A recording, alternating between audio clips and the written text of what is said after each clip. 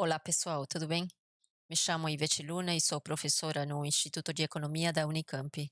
Hoje apresentarei a vocês algumas medidas de concentração comumente utilizadas de uma forma um pouco mais comum em estudos de organização industrial e dinâmica industrial, porém que em algumas ocasiões são passíveis de serem utilizadas em outros problemas dentro da economia aplicada. Para começar, é importante, né, destacar, eh, as possíveis analogias e diferenças que existem entre esses 2 conceitos que eu apresento a vocês no slide, que são os conceitos de desigualdade e de concentração. Como a gente verá, nos próximos vídeos, né, esta notícia que eu trago ali a vocês no slide, nos indica, por exemplo, que 10% mais ricos recebem quase 50% da renda do trabalho no mundo, de acordo com a Organização Internacional do Trabalho, ou a OIT. Então, essa afirmação nos traz uma evidência a respeito do padrão de desigualdade observado no mundo. Tá? Então, quando a gente fala de desigualdade, a gente está relacionando duas proporções, né? Especificamente no caso da desigualdade de renda, então, nós relacionaremos uma parcela de uma população com uma parcela da renda total. Né? E essas parcelas são justamente os dois percentuais que aparecem na manchete dessa notícia, a fonte está ali no link. É, é, e parte da notícia, né, é colocada, né, do lado esquerdo, né, que utiliza inclusive o termo de concentração. Mas o importante aqui é destacar que quando você fala de desigualdade, efetivamente você está falando de uma relação entre dois percentuais, o percentual de uma população com o percentual de uma renda total. Isso muitas vezes pode ser relacionado também com concentração, mas há algumas diferenças sutis que eu quero trazer a vocês para entender adequadamente o conceito de concentração, mesmo quando a gente fala de renda e em outros casos hipotéticos. Então, para começar essa discussão, eu trago aqui a vocês uma outra, né, afirmação hipotética que nos diz que 10% de empresas de uma indústria controlam ou detêm 80%, são responsáveis por 80% da produção. Veja que nessa afirmação a gente está utilizando novamente duas parcelas, dois percentuais, 10% do total de firmas relacionados com 80% do total da produção dentro daquele setor de atuação dessas firmas, né? Então, a gente poderia estar aqui falando efetivamente, né, de desigualdade, mas veja o seguinte agora, né? Suponha que esse setor está composto por 20 firmas. Dessas 20 firmas, 10% representam duas firmas, ou seja, duas empresas detêm ou são responsáveis por 80% da produção. A concentração, neste caso, pela nossa intuição, podemos dizer que a concentração, né? Só duas detêm 80% do total da produção, efetivamente, né? Para nós, pela nossa intuição, pela lógica, parece haver concentração.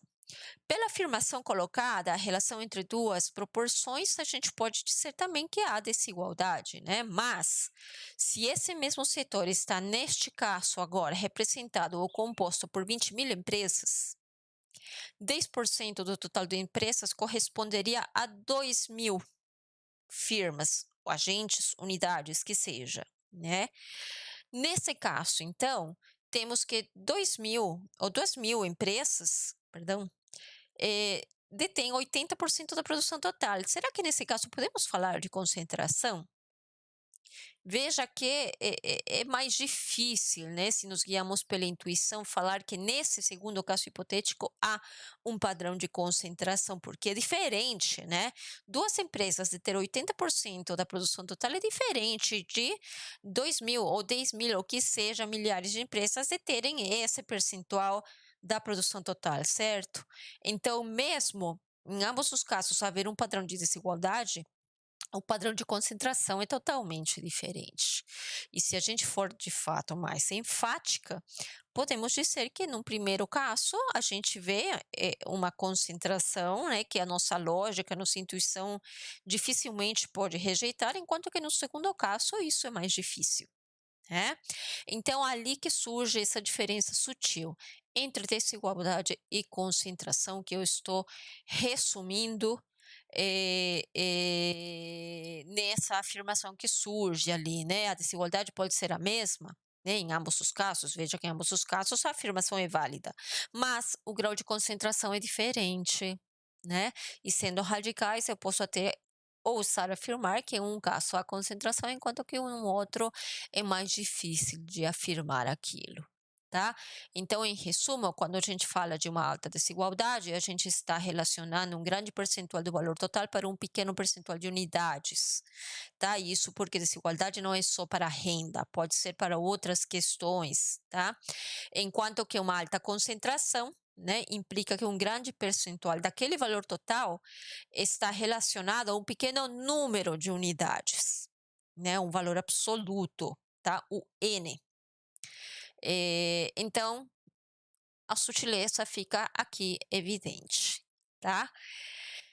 Nós, neste vídeo, nos focaremos em analisar alguns indicadores comuns ou comumente utilizados no campo da organização industrial para medir ou quantificar a concentração, tá?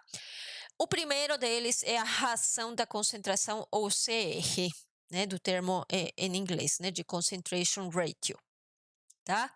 E nesse caso, nós precisamos, por exemplo, conhecer o valor da produção das N firmas que constituem a nossa amostra ou o setor que estamos querendo estudar.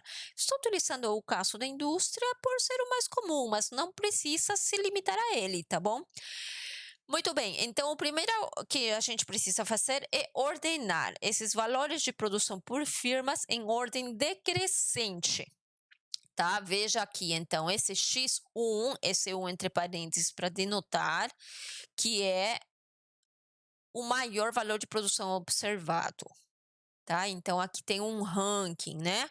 Esse 1 entre parênteses, esse 1 entre parênteses, denota um ranking que surge de ordenar os valores X de produção em ordem decrescente, tá? Por isso que aqui eu tenho o maior igual assim, né, ordenando aqui os valores, né. Então eu tenho aqui o x1 é o maior valor observado, enquanto que o xn é o menor valor observado.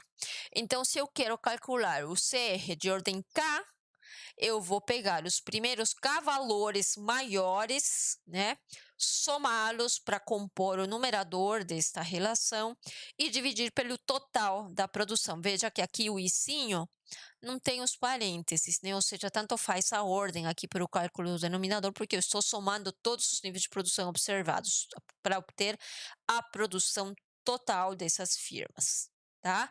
E isso aqui pode ser reescrito, né?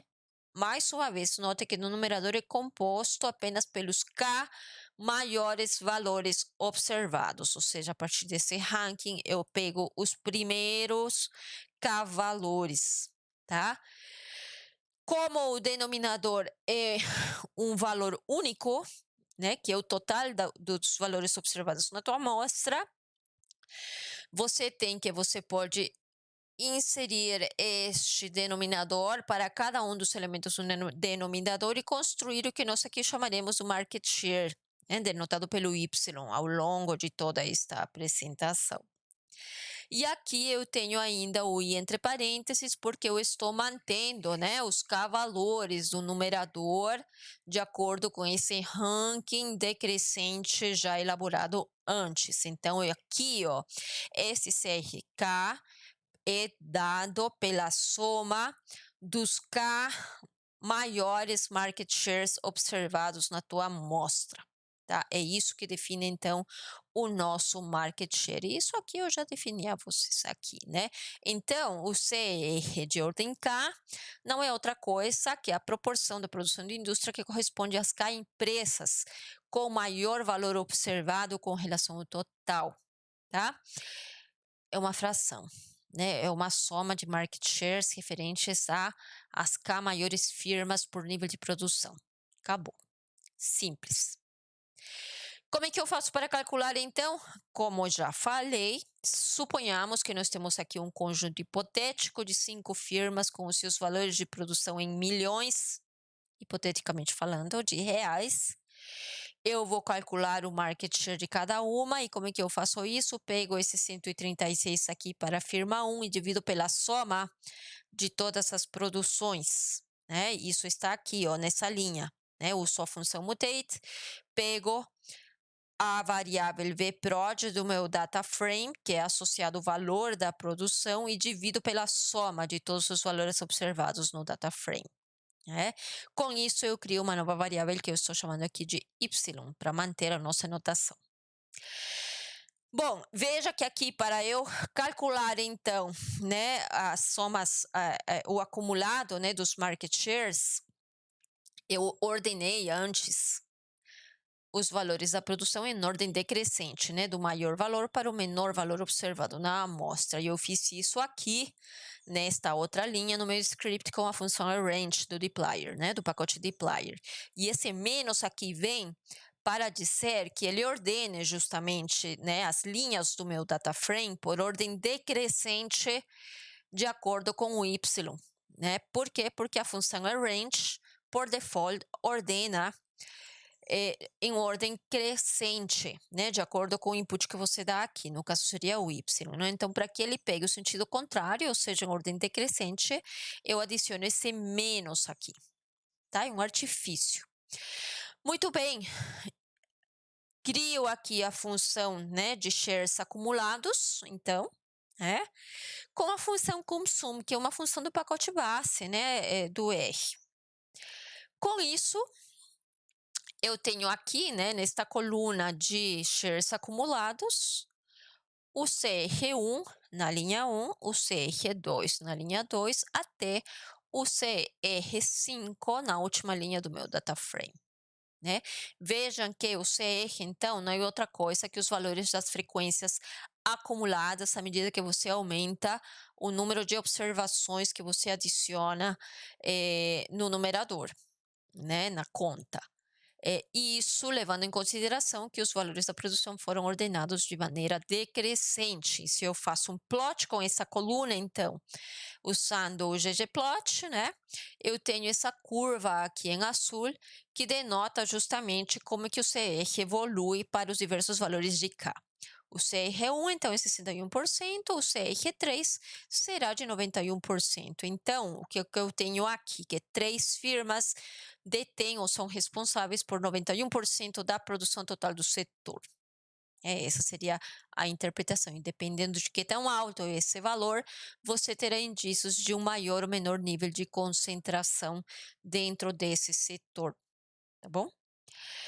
Um segundo índice bastante utilizado é o índice Hirschman-Herfindahl, ou Herfindahl-Hirschman, comumente chamado de índice HH. Esse índice, como você vê aqui, costuma levar em consideração todos os elementos da tua amostra, né? Porque aqui você tem uma somatória do I igual a 1 ao N. E em como ele é composto por essa soma de todos os market shares observados ao quadrado. Tá? Veja que aqui o I não está entre parênteses, então você não precisa se preocupar em ordenar, né, esses shares em ordem decrescente. Tá? Veja que quanto maior o N, então, menor vai ser esse índice HH, né? Por quê? Porque esses Y aqui, que são os shares, são as parcelas, né? As frequências relativas, são menores que 1, né? Variam de 0 a 1. Né? Então, quanto mais atomizada essa indústria for, ou seja, quanto maior seja a distribuição entre as firmas que compõem esse setor, menor serão esses valores, né? E quando elevados ao quadrado, eles se tornam ainda menores. Então, quanto mais atomizado seja essa indústria, quanto mais atomizada seja essa indústria, menores serão esses valores de y e elevados ao quadrado serão menores ainda. Portanto, essa soma será também menor. Tá? É assim que funciona. Se você tem uma indústria com uma única firma, então esse y aqui será 1, então esse índice HH tenderá também a ser 1. Tá? Muito bem, temos o índice de Rosenbluth, é o índice R, estou chamando aqui, às vezes nos livros ele aparece com B, tá? O índice B. Aqui novamente, né, a gente tem esses índices, mas eu não preciso necessariamente. Bom, aqui eu vou ordenar, na verdade aqui faltam os parênteses, né? Eu tenho esse ordenamento aqui em ordem decrescente, né, dos meus valores de market share. Eu vou somar eles aqui neste denominador. Percebe que aqui faltou esse parêntese aqui, tá? No Y. Porém, esses market shares serão multiplicados, né, pela sua posição, né, no ranking, né? Aqui eu tenho 1, então aqui vai ser 1. Aqui eu tenho 2, aqui será multiplicado por 2. Então, o menor valor para o YN será multiplicado pelo N, né? Isso significa o quê? Que se, por exemplo, eu tenho um N igual a 1, o YI será igual a 1, então aqui eu tenho 2 vezes 1 menos 1, 1 sobre 1, portanto o índice R será igual a 1. Se eu tenho já uma indústria mais atomizada, então para um N bem grande, né, isso aqui tende ao infinito na matemática, na prática é um N bem grande, significa que esses Y serão menores, né, suponha que seja ultra atomizado, então esses valores tenderão a 1 sobre N, né, a 1 sobre N. Veja que cada um deles será multiplicados por 1, 2, 3 até o N. Portanto, esse valor aqui ficará bem grandão e, consequentemente, o índice R tenderá a zero, né? Então, quanto maior a concentração, maior esse índice R, quanto menor a concentração, ou seja, uma indústria mais atomizada, esse índice R aqui de Rosenbluth tenderá a zero. Tá? São formas matemáticas para tentar expressar e quantificar de alguma maneira esse padrão de concentração, tá bom, gente? Veja que quando a gente fala de concentração, querendo ou não, também estamos falando de distribuição, mas numa ótica diferente ao de desigualdade, como veremos no próximo vídeo, tá? Para fechar, temos o índice de entropia. Esse índice de entropia vai ser dada por esta relação aqui, que é muito comum, né? Justamente vem do índice de entropia da teoria da informação. Aqui eu estou utilizando a letrinha E para denotar esse índice, e é dado por uma soma do produto, né? Do market share. Aqui não há ordem, porque você pega todos os valores, mas não interessa a ordem como interessa aqui, porque aqui o I entra, né? Que é a posição aqui, né, entra a ponderar esses market shares, então é um pouco diferente. Esse produto, então, é dado pelo market share multiplicado pelo log do seu inverso. Tá? É uma maneira de ponderar ali as participações relativas. E veja que é um limite aqui para esse índice E, né? Veja o seguinte, então, na tabela, se o N for igual a 1, você tem que o YI vai ser igual a 1, né? Portanto, o logaritmo de 1, o logaritmo natural, vai ser zero, né? Portanto, o índice de entropia vai ser zero. Não há variação, não há dispersão, não há variabilidade, não há diversidade, né? É isso que o índice de entropia nos diz, né? Você tem um cara, né? Agora, se o N é bem grande, é bem maior que 1, né? Novamente, o caso de uma indústria atomizada, por exemplo, né? Eu tenho que esse Y aqui vai tender a 1 sobre N, né? Mas substitui esse y igual a 1 sobre n aqui, ó. Você vai ter o logaritmo natural de n multiplicado por 1 sobre n vezes, né? Então, esse índice de entropia tenderá ao logaritmo natural de n. Quanto maior o n, esse log vai ser maior ainda, né? Não tem um limite até 1, por exemplo, vai ser um número grande, né? Então, veja que quanto mais atomizado, ou seja, menor a concentração, maior esse índice de entropia, né? Portanto, esse valor de entropia cresce quando a concentração diminui, ou seja, esse índice de entropia é, na verdade, uma medida de desconcentração, né?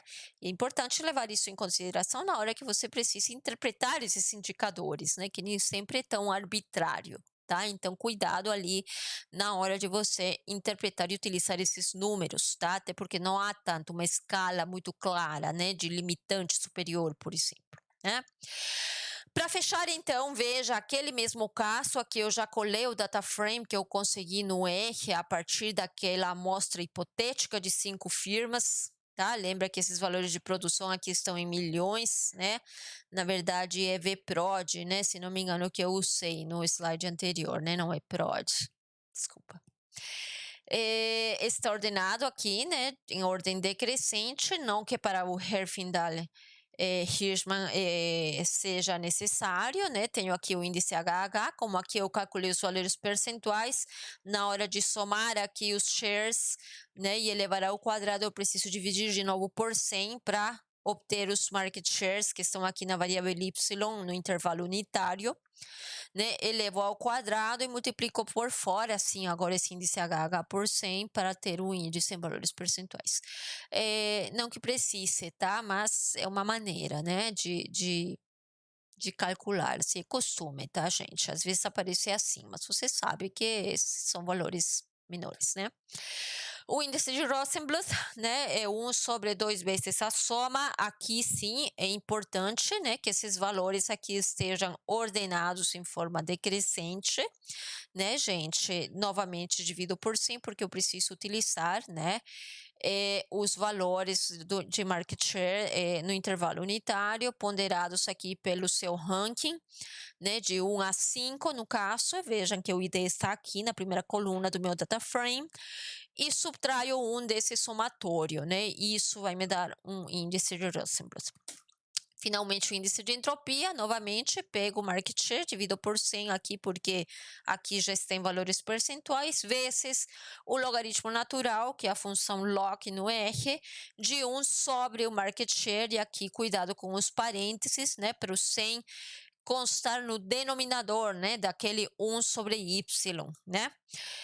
E somo, né, tudo isso para obter esse índice de entropia. Veja que aqui também eu calculo log de n, né, e o n é o número de linhas, no caso do meu data frame, que corresponde ao tamanho da minha amostra. Então, uso a função nrow para achar esse n, que eu não defini antes, e calculo aqui o log de n, só como referência para o meu índice de entropia, né?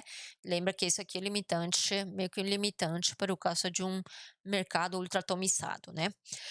Muito bem, neste caso, então, nosso índice HH deu 0,42 ou 42%, o índice R de Rosenbluth 0,41 ou 41%, veja que são valores relativamente parecidos, né, mas não uma escala, tá, específica, nem precisaria multiplicar aqui por 100 para dar eles, né, mas às vezes, né, dependendo do autor que você pega, você tem esses valores, são valores percentuais, tá? Então vai te dar isso aqui. O índice de entropia 1,12, mas veja que 1 sobre n é de 1,66, né? Desconcentração, né, total seria um índice de entropia, seria representado neste caso por N5 por um índice de entropia igual a 1,61, né? No caso, a nossa entropia de 1,12, né, não está tão longe assim, né, e fica difícil, né, de falar nesse caso de algum tipo de alguma concentração, né,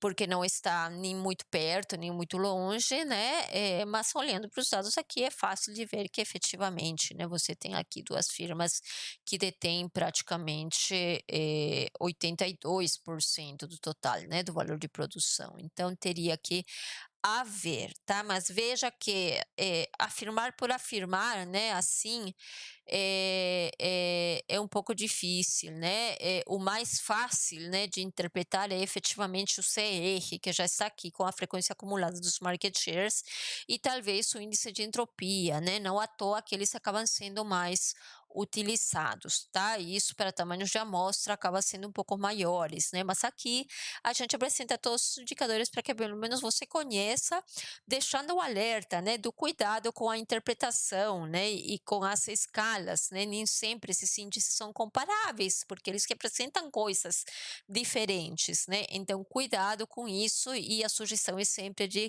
calcular vários índices e no final de contas, né, você optar por um ou outro com bastante senso crítico, né, e tendo sempre em mente as devidas limitações destes indicadores. Tá bom, gente? É isso então, obrigada e até a próxima.